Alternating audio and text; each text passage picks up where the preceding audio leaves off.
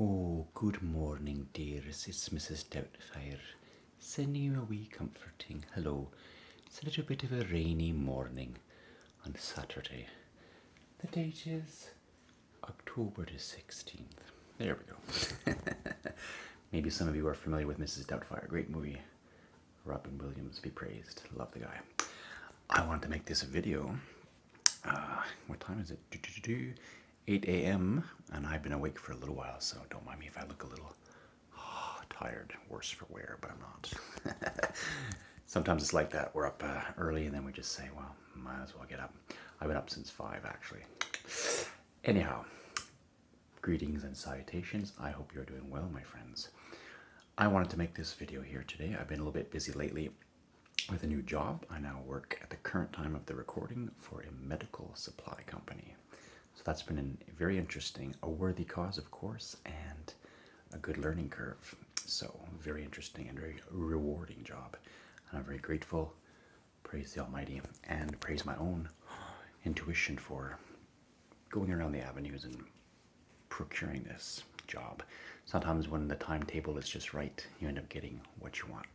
So for anyone, as a side note, for anybody currently looking for work or stressed about finances or many other things in the world, keep in mind, oftentimes it is about the right time, the right place. And sometimes our higher self will know things that our lower self doesn't. So there's confusion, stress, anger, different things, all these emotions that we might go through. But we finally come to a horizon of sorts and then go, oh, so that happened or didn't happen in order for this to happen.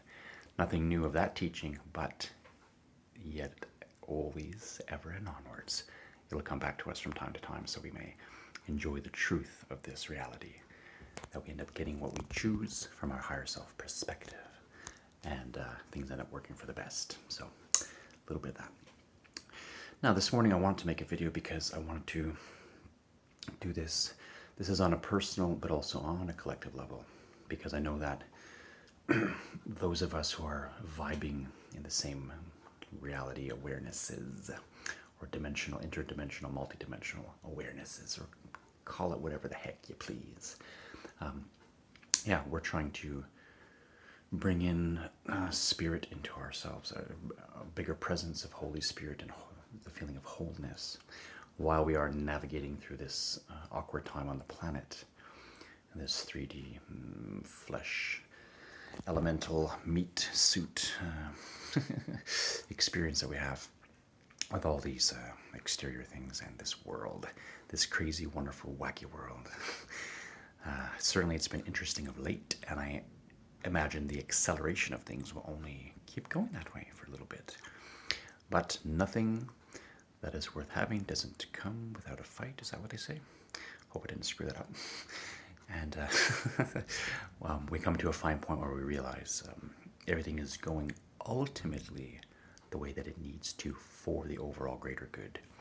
You and I did come here for a reason. We chose to come here. We have amnesia and fogginess, but everything is for the experience that we're having, to accumulate more experience, become wiser, more complete beings, spiraling out over and onwards. Now that we are focused in these bodies again, incarnating again, we're trying to figure out our little ways. So I wanted to do a video about something interesting that happened to me last night that actually brought me to some misty-eyed tears. I was just shocked and awed in a good way, and I didn't know whether to laugh or cry. I was just shaking my head in pleasant disbelief. So I'll talk about it on a small level, and then I will share about how it is, maybe on a bigger level, how it might relate to you and the world at large. What it comes down to is we are finding fulfillment, or desiring a fulfillment, and I mean this in a great way. We all have desires of many kinds, of course, and things that we seek to gain, whether it be knowledge, love, a place of purpose, so on and so forth. Things we might like, even little tiny trinkets. I collect cheap spiritual jewelry, like this little ring I got, this moonstone ring from India that I bought. So anyway, little things like that. But our grand desires, they will sit with us until they're fulfilled. We know we have a soul purpose. We know we have a higher calling. And we need to live and act this out. Otherwise, we are going to be living in a hurt against ourselves or a sin against the self because we're betraying ourselves by not fulfilling ultimate happiness, which means totality with self-love, love of God, and love of other. I read that again recently about the triple aspect, which is a very wonderful teaching. That's the Holy Triangle or Holy Trinity. Love God, love other, and love self. All three equally. And if we can do this, we have a wonderful feeling of peace and bliss, and we are attracting the right things and repulsing the right things and having a wonderful moment. So please remember that. Make sure you're serving yourself, yes, so it's self-love, serve others, and serve God. And we often serve God by serving others and by loving ourselves in the right way, which enables us to love the world around us better. And giving thanks to the Almighty, because we come from the source and we are extensions of the source, but no one of us is the source. So to thank that Almighty Father, Almighty Mother, Almighty Entity, God Almighty Source, Parent, call it whatever you like, the original mind. It's more than a mind, it's a heart of hearts. Call it whatever you like. Oop, one of my cards fell down that I was going to show you. Oopsies. So all these things, the triple aspect. Now, pardon me for a second as I grab this. And up we go. So, I hope I do this in the right order. I didn't forget the order of the cards as I drop them again. I'm a very clumsy person sometimes. I'm too ethereal. What I mean by order is what happened to me and then getting the cards thereafter for validation. So I did do a tarot reading, of a couple of them yesterday for myself. I like to do them for people. I'll do them for free for people. But this one I did for myself. And this was of the Wildwood Tarot deck by Mark Ryan and Mr. Matthews. I forget the first name. My mind is foggy. And the wonderful artist Will Worthington, I believe. Anyways, this is a very nice deck. They never made it very expensive. It became a bit of a cult classic. And anyway, it's a wonderful, wonderful tarot deck. Divination set. Divination is wonderful because it's true.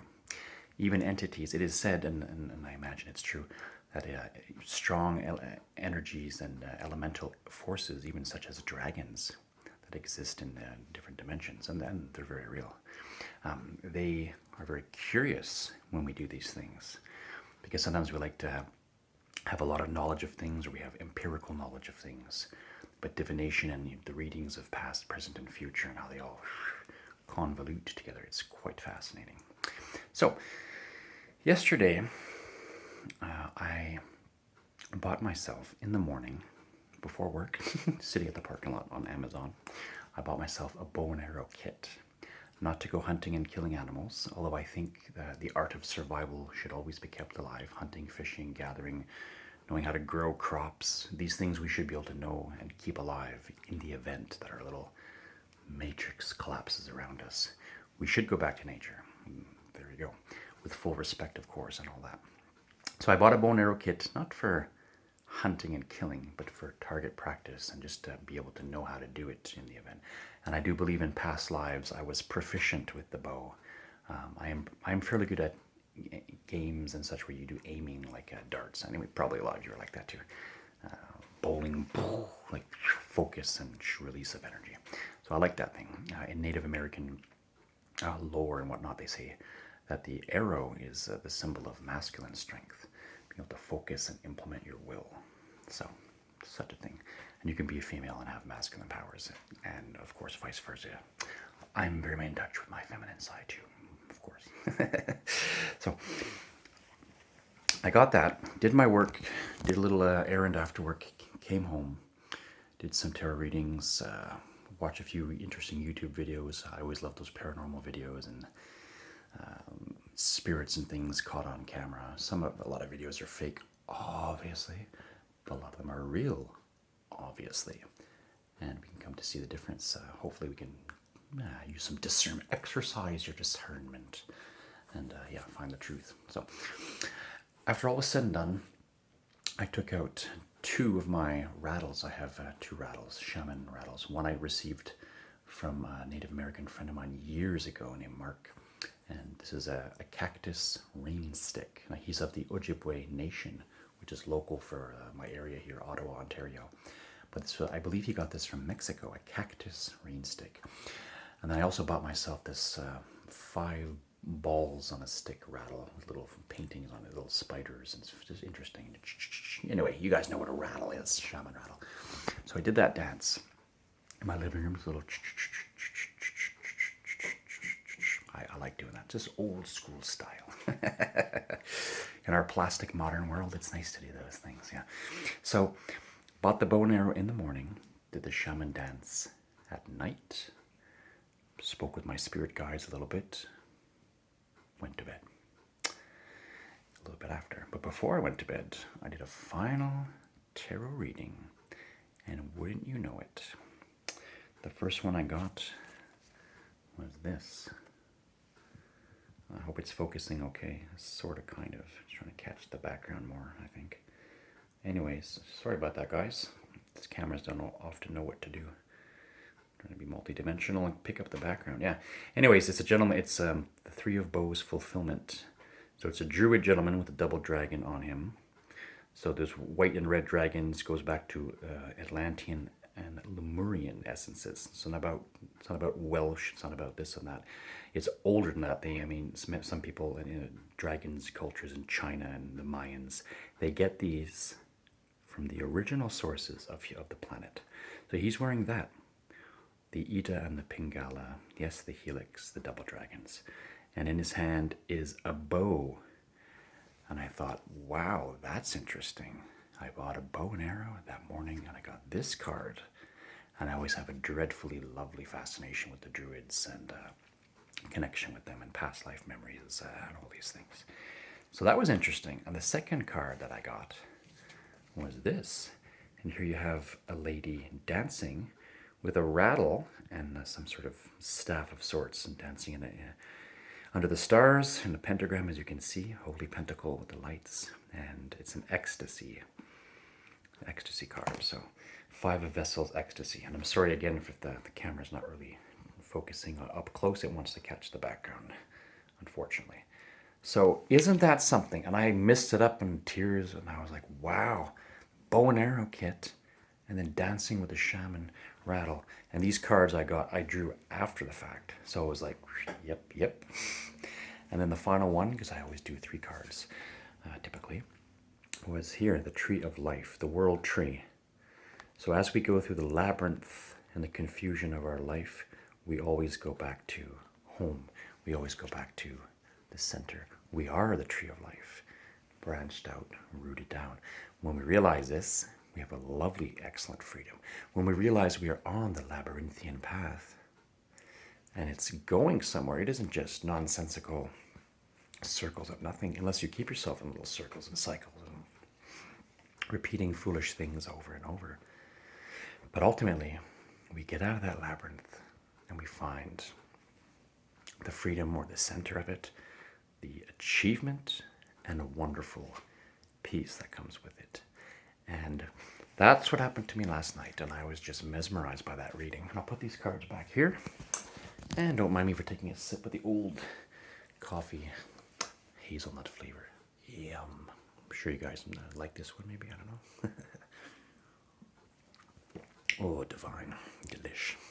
So, little hedonism for all your spirituality, eh, buddy? Yes, we're human too. So, why did I share that personal reading of my own tarot? Well, I thought it was an interesting story that happened to me. And my spirit guides seem to be curious about that as well. Well, I think that the reading I got for myself relates to the collective, because we are coming to the time of fulfillment. We're coming to the time of personal fulfillment and achievement in a deep spiritual way, in the way of what people might call enlightenment or ascension, call it different ways, awareness, waking up, the crossing into the veils, into the grand golden dawn even. Many people might call it different other ways, but it doesn't really matter how we want to say it. It's the same thing. We're coming to this level of awakening and this fulfillment, this memory that's blown in our faces, and all the truths that were hidden in plain sight all along, all these wonderful things throughout history up until now, and our time of reckoning. The kingdom of heaven is at hand, my darlings. It is at hand, and it is first within, and then it will be without. So, I do think we have crossed through these labyrinths, and I do think we're coming to, these feelings of duress and discomfort. They're there, they're present, and they're good things. Those agents of causation, those feelings we have, push, prompt, promote us, move us, stir the cauldron, give us that fire, that strength, that energy to get out. We were not meant to enjoy discomfort. We use it as a force until it's like the bow and arrow. You draw back, you have the anticipation, it strains the arms a little bit, you're aiming, you're looking, you're hoping, and then when you see your target, whatever it might be, and let your shot be true, and find what you like, and achieve that, and have the ecstasy, have the joy, allow yourself the joy. Take it from me, Darius, I can't even speak, a serious dire, there you go, a dour dwarf. But no, I've been a serious overthinker for so many years, and now only in the last couple of years, maybe around since, I don't know, COVID times and stuff, I don't know, or maybe just with age, now that I've surpassed, I'm into my early 40s now, but just releasing the stress that I was causing myself. As our dear friend and philosopher Alan Watts had said before, quoting Buddha and quoting the Chinese sages and all this, we suffer because we want to. We cling to it, we attach to it because we're choosing it. We're justifying something. And even the dog upstairs, Mr. Archie. Hello, Archie. He agrees. Yeah? Bless his heart. So yeah, but then when we shake off these things and find ourselves more light, enlightenment, not just light and finding light and being light in the tunnel of light, but to feel lighter and less heavy and less sulky. Now we may retain some sort of heaviness because we might be sad that the world around us isn't where we might like it to be. It needs to improve a heck of a lot, obviously. So I think I'll always have a bit of a broken heart. In this life, maybe probably for the rest of this life, I'll feel a little bit sad. But at the same time, I'm also feeling lighter and more free. And I really hope that for yourselves too, because that's the way to be. When we have this reckoning with ourselves and have this freedom with ourselves to say, well, I really want to choose happiness and I really want to feel fulfilled.